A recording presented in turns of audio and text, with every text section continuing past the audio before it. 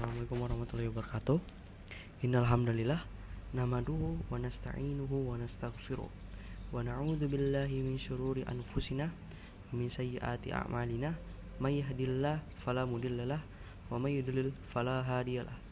Asyhadu an la ilaha illallah wa asyhadu anna Muhammadan abduhu wa rasuluh. Amma ba'd.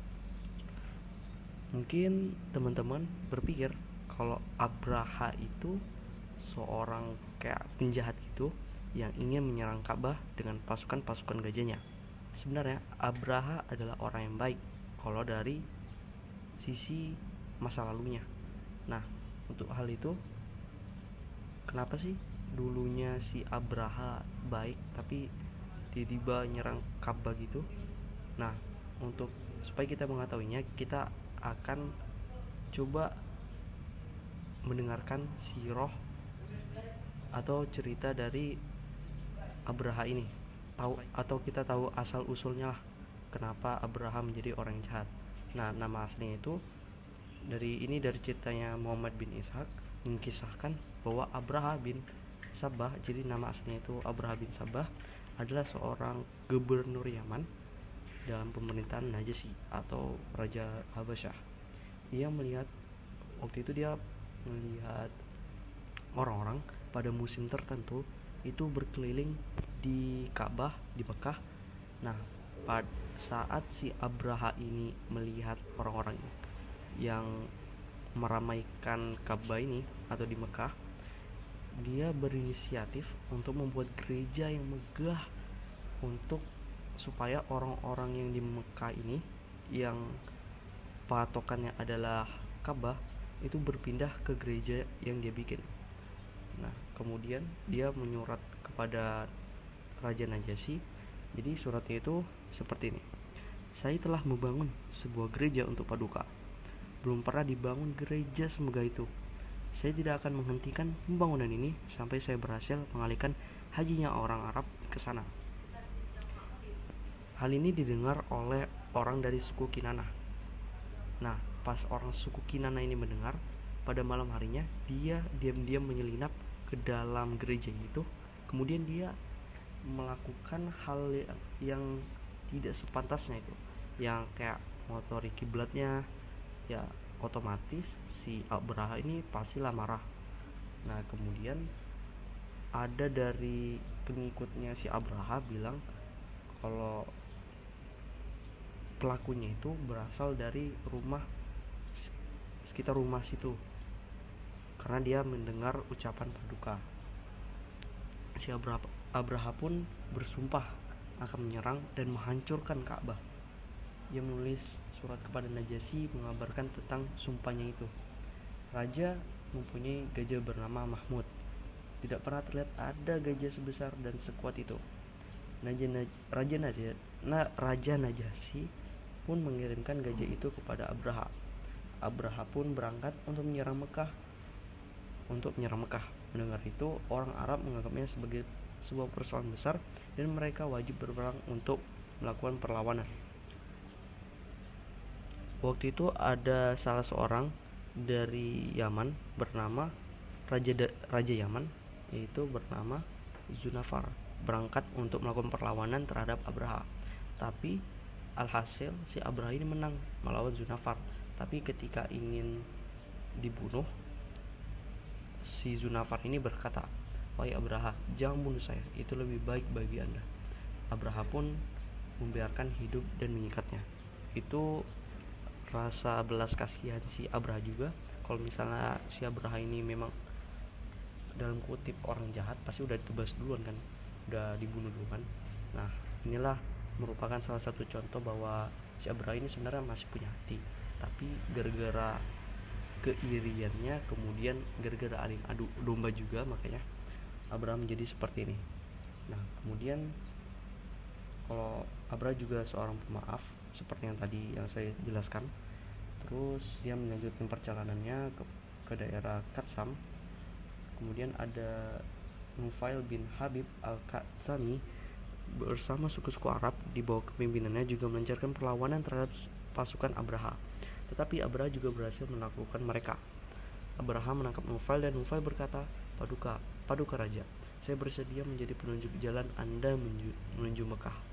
Dan lihatlah, aku punya 2 tangan yang didengar dan dipatuhi oleh wargaku. Maka biarkanlah aku hidup, itu lebih baik bagi Anda."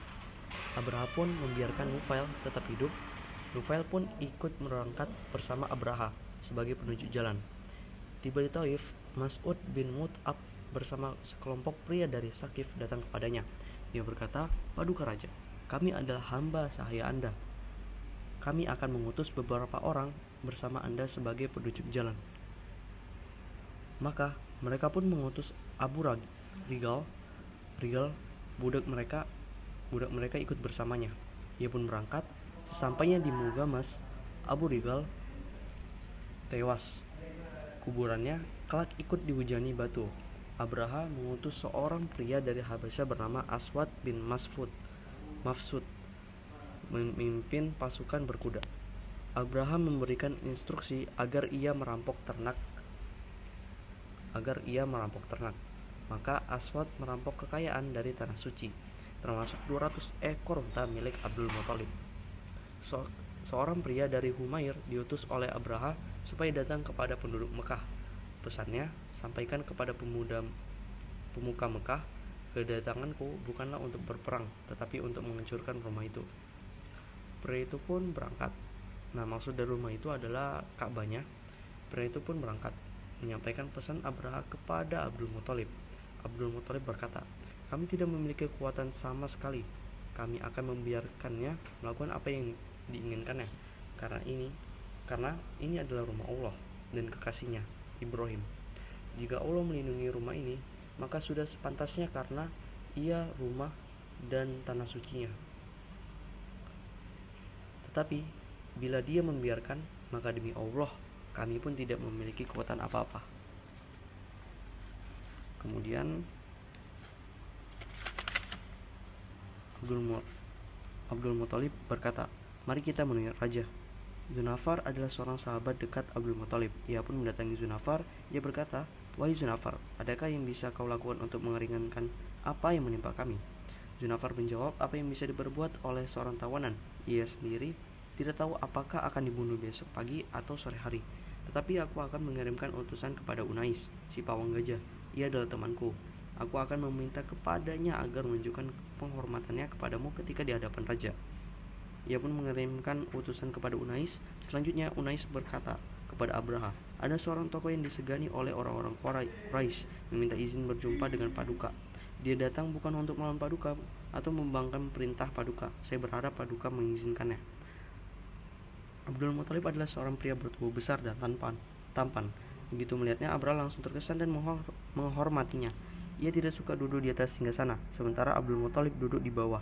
Maka ia turun ke permadani, dipanggilnya Abdul Muthalib dan dipersilakannya duduk bersamanya.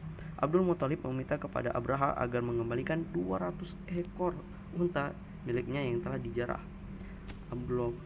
Abraha pun berkata kepada penerjemah, "Dalam pandanganku, engkau seorang pria yang mengagumkan sejak pertama kali aku melihatmu, tapi kini aku memandang rendah kepadamu." Abdul Muthalib pun bertanya, "Mengapa?" "Aku datang untuk menghancurkan sebuah rumah yang merupakan simbol agamamu dan agama nenek moyangmu, juga simbol kemuliaan dan kehormatan kalian. Namun engkau tidak berbicara kepadaku mengenainya, justru berbicara kepadaku tentang 200 ekor unta." Jawab Abraha, "Aku pemilik unta. Adapun rumah itu pemiliknya sendiri yang akan melindunginya," kata Abdul Muthalib. Abraha berkata, "Tidak mungkin ia melindungi rumah itu dari seranganku." Dan Abdul Muthalib pun berkata dengan nada ngegas, "Silahkan Anda lakukan." Nah,